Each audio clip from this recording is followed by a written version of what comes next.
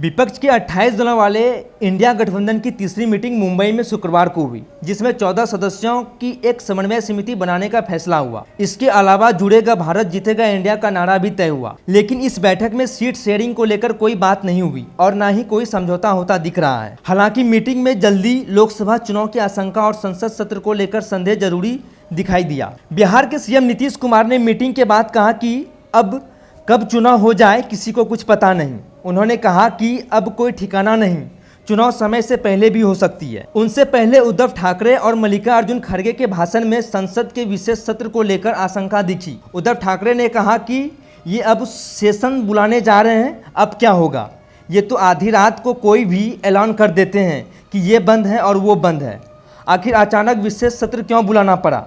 मल्लिकार्जुन खड़गे ने कहा कि किसी को यह पता ही नहीं कि सत्र क्यों बुलाया जा रहा है। कभी संकट की स्थिति में सत्र को नहीं बुलाया गया। आखिर चीन के मुद्दे पर, नोटबंदी पर, मणिपुर जैसे संकट को लेकर सेशन क्यों नहीं बुलाया। मोदी जी भले कहते हैं कि ना खाऊंगा ना खाने दूंगा, लेकिन वो कुछ लोगों को तय करके खाने दे रहे हैं। इसके साथ ही उन्होंने कहा कि हम लोगों ने तय कर लिया है कि देश के हर राज्य की राजधानी में जाएंगे और प्रचार करेंगे। नीतीश कुमार ने कहा कि अभी जो केंद्र में हैं वो अब हारेंगे। नीतीश कुमार ने यह भी कहा कि इन लोगों ने मीडिया पर कब्जा कर लिया है। इन लोगों की बात ज्यादा छपती है और दूसरों लोगों की बात नहीं छपती है। एक बार जब आजाद होंगे तो फिर सही लगेगा। आजकल ये लोग कोई काम नहीं करते हैं, उनकी सिर्फ तारीफ होती है। ये लोग देश के इतिहास को बदलना चाहते हैं। हम देश का इतिहास नहीं बदलने देंगे। समाज के हर तबके का उत्थान होगा और किसी की उपेक्षा नहीं होगी। वहीं मल्लिकार्जुन खड़गे ने कहा कि हम सभी राज्यों की राजधानियों में जाएंगे और मीटिंग करेंगे। ये लोग ईडी, सीबीआई और विजिलेंस को गलत इस्तेमाल कर रहे हैं। मैं अभी 55 साल से राजनीति में हूं, लेकिन आज तक नहीं देखा।